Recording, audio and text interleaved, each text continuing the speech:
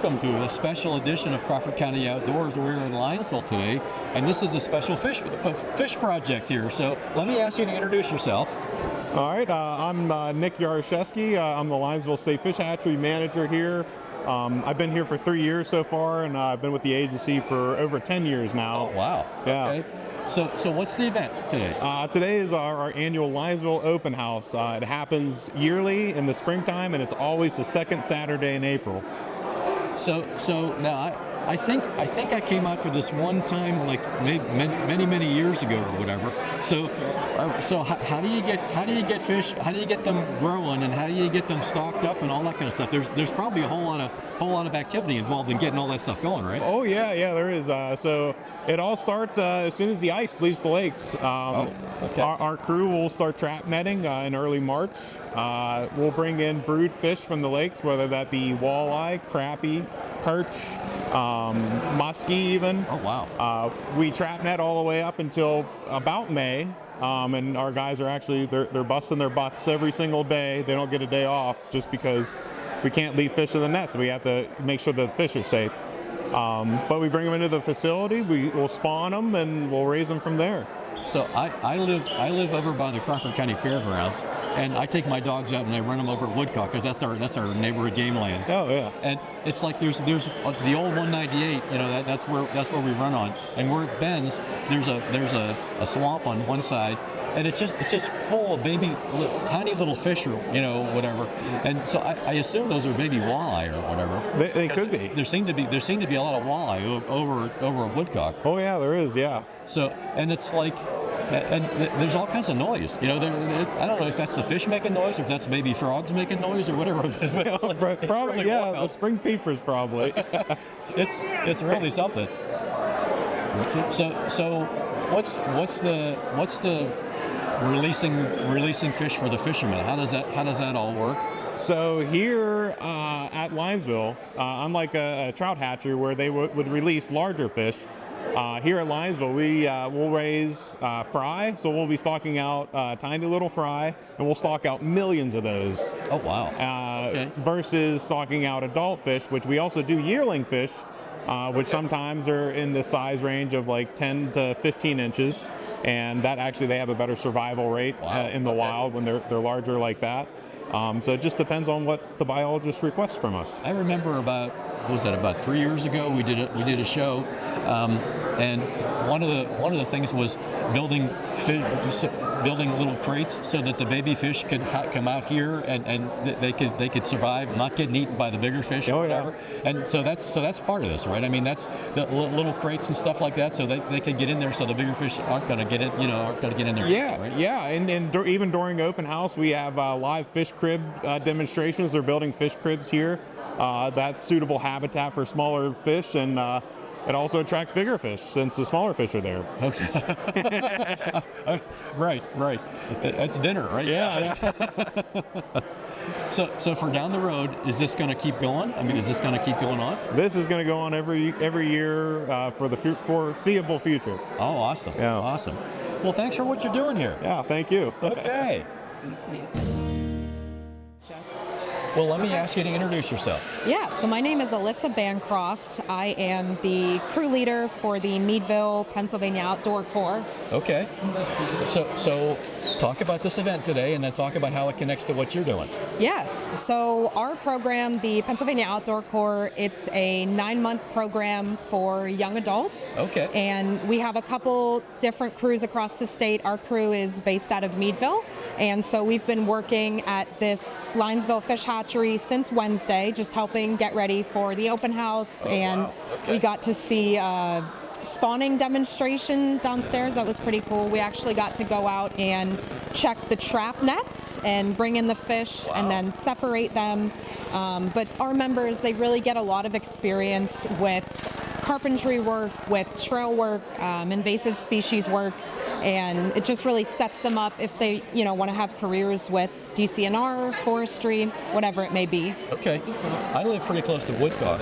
Okay. And then at Woodcock, I was just telling Nick, there's all kinds of like crates and old Christmas trees and all that kind of stuff, so that the baby fish can hide in those things and then grow up a little bit, so that the big fish don't eat them, whenever they're. Sure. So does that happen all over the place? Is that all over? I'm not really sure on that. This is actually our first time, like as a crew, working at a fish hatchery. Okay. So I'm not too sure on the fish side of things. We did build some fish cribs with the Fish and Boat Commission last year at MK Goddard, but I'm not real sure on that one. I see some little ones over your shoulder over here. Yeah. Some little bitty ones. So the big fish. I mean, obviously they're going to eat the little fish, right? Sure. Whatever that's. And I was just telling Nick, when I take and run my dogs. Woodcock's my neighborhood game lands, so I go hunting out there. But I run the dogs out there once in a while. And the old 198 goes down, and then right at the bend, there's a swamp on one side, and then the creek is on the other side. Okay. And there's almost a million little baby fish right there. And I don't think the big fish can get in there and eat the little fish. I think that and then like when it floods, then they can wash over the old 198, get into the creek, Sure. and then get into the lake and everything. Yeah. But it's like this is a big deal, to actually get the fish to grow up, and so that the fishermen actually have access to them. It absolutely is, and we got to experience some of that yesterday. We actually made boxes, and we put a bunch of walleye fry, just real tiny. They're just little bitty. Yeah, they're like 1/8 of my pinky nail, and so we're just putting them in bags, and then we are taking them to different sections of the lake and just letting them acclimatize for 10-15 minutes, and then releasing them. So they're all for climate tubing here. Yes. So okay. Yep. Okay, because I think they were little walleye that I was seeing at Woodcock. Sure. That like you said, that they're just They're so tiny, tiny, little, yeah. tiny little things, Yep. whatever. But boy, there's a ton of them. There's just a huge ton of them. So for down the road, this is going to keep happening, and it's going to keep helping. It's going to keep helping you. And Absolutely. Yeah. that's awesome. And this is our 10th year of the Pennsylvania Outdoor Corps program. Oh, okay. So, and our first time at the Linesville Fish Hatchery Open House. So it's pretty cool. It's Well, a cool time. congratulations. Thanks for what you're doing. Yeah, thank you. Well, welcome. Let me ask you to introduce yourself. Hi, I'm Celine. I'm with the Pymatuming Lake Association. I'm the Okay. secretary. So what's that mean? What do you? The Pymatuming Lake Association is a nonprofit, all volunteers. Oh wow. Right. And we do a lot of projects around the lake. We sponsor tournaments, fishing tournaments. Okay. We have a crappie tournament coming up the beginning of May, a walleye tournament coming up the end of May. I've been out and filmed. I think it was the walleye tournament. I came out and filmed it. That Yes. was probably 4 or 5 years ago, Yes. something like that. Yes. And that's the main thing is over, like right where the bridge goes across. Right at the SBville Pavilion, yes. Yeah. Yes. Yep. Yes. Yep, I remember that. That was fun. That was Right. a lot of fun. Oh, yeah, it was fun. And you can look on our website, which is pymatuminglake.org. They have all of the forms on there. You can register online Okay. or register at any bait shop all around the lake. Okay. We also do a huge kids derby in August, which is a 2-day event. So that's what this is? That's it. It's a 2-day event in August, and everything's free for children from the age of 2 to 15. Wow. Okay, that's great. We've trophies for the highest, the biggest fish in 7 different categories in 3 age groups. Wow. We feed them a lunch. We have trophies. We have casting contests, and we have activities going on the entire weekend for the kids. Wow, that's great. Okay, so that event for the kids thing. So Yes. what age do I have to be to get into that? 2 to 15. 2 to 15. Okay. Because it's like Right. if I'm 12 or under, Yep. I don't have to buy a fishing license, right? 15. If I'm under 15, Yep. I don't have to have a fishing license. Right. Okay. So that's why we stop it at 15. Okay. Okay. Right. Well, so this event today is really cool. I mean, this is there's a mountain of people here. There's all Oh, kinds of there's a people here. lot of people here. There's a lot of activities. There's fishing games here. You've got so many activities going on here today. Well, that's awesome. Yep. Well, thanks for what you're doing. Thank you. Appreciate it. Thank you.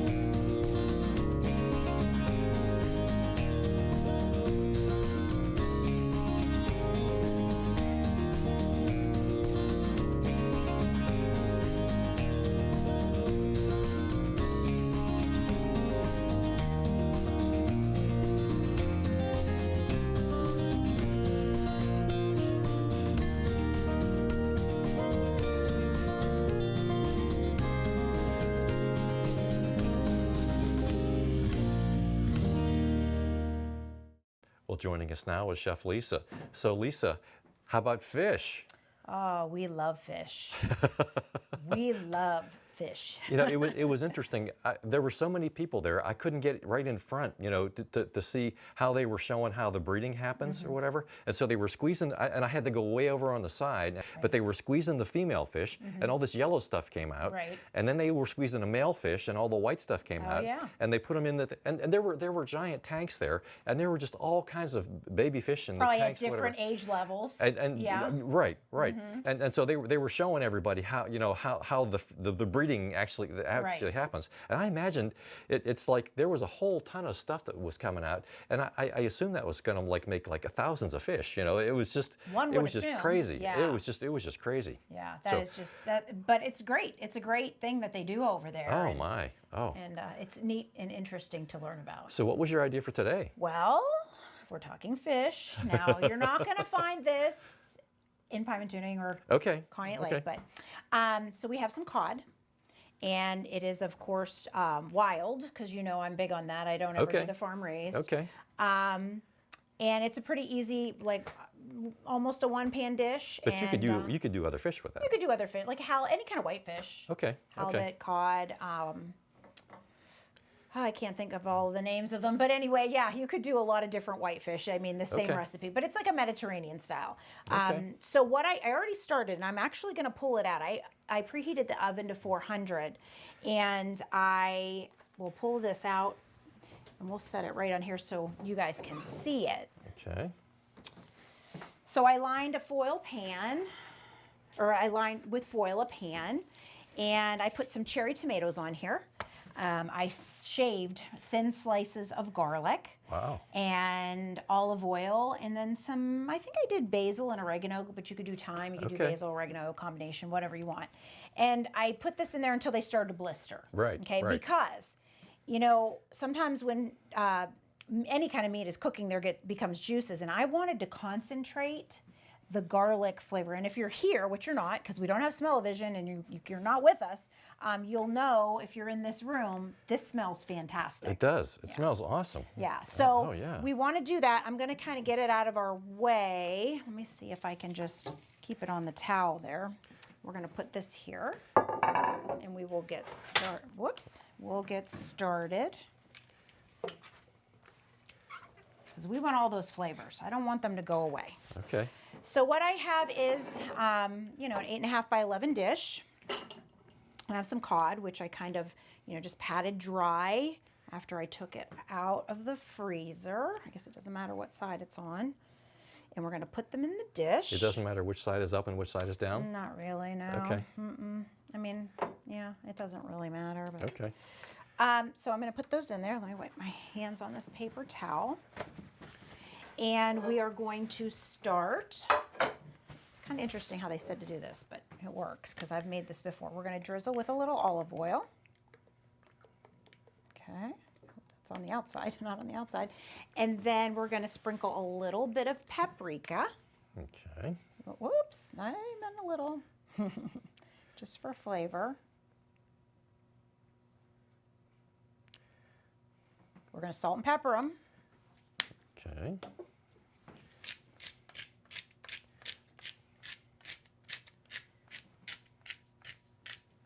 I think I need to change this. They're too small, I think. There we go. And then some salt, and it's just Himalayan So that's pink sea salt. salt, and Yeah. it grinds up too, just like the pepper does? Just like it. Okay. Yep. And then we're going to lay some lemon slices in there. Oh, okay. Let's see if we have enough for one for each. I think we do. There we go. So we got some lemon slices. Duane, I'm going to give you a job. Can you squeeze half a lemon in there? Let Sure. me just get it started. There you go. Squeeze it over top Squeeze of it the... over everything. Yep. Will protect you from the splatter. There you go. Perfect, Duane. That's working. Yep, you can just put it right in there when you're done. So we got a little extra lemon juice in there. And now, what did I do with my mitts? We are going to pour that I'll let you lift it, and then maybe I'll guide it with this spoon right into the pan. Okay. Okay. Oh, and I'm going to turn up my oven to about 450. There we go. There it is, okay. Okay. And we're just going to pour all that goodness. That is a lot of goodness. And I want to make sure I get the oil. I want to get the garlic. All that flavor, that great smell. It's really awesome smell. Yeah, nothing like garlic.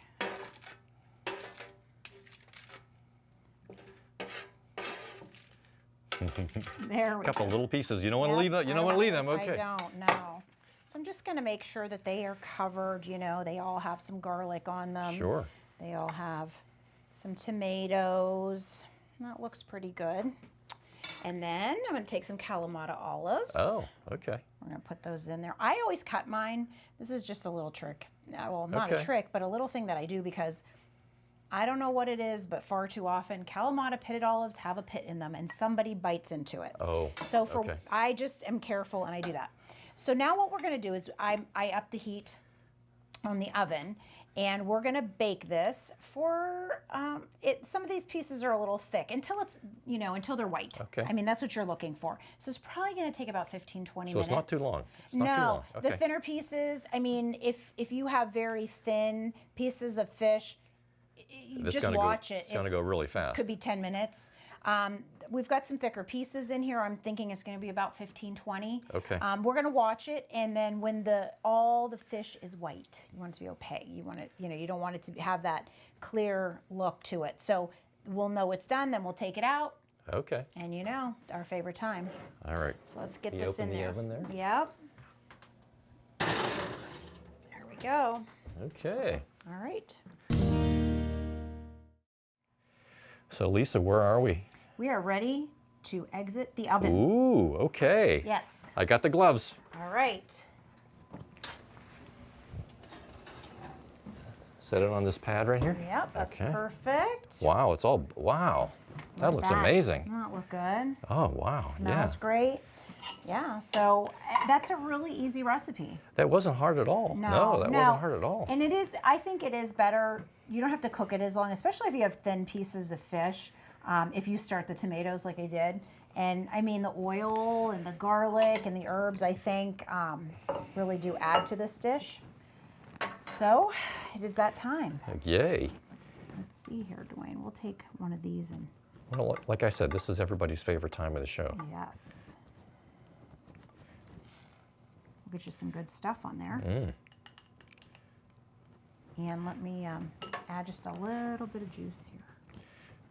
There you go. Look at that. And I'll get one That's awesome. for me.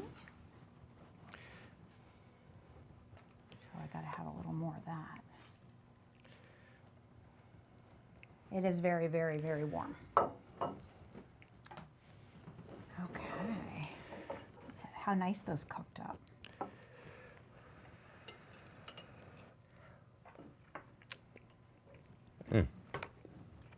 Lisa, that is wonderful.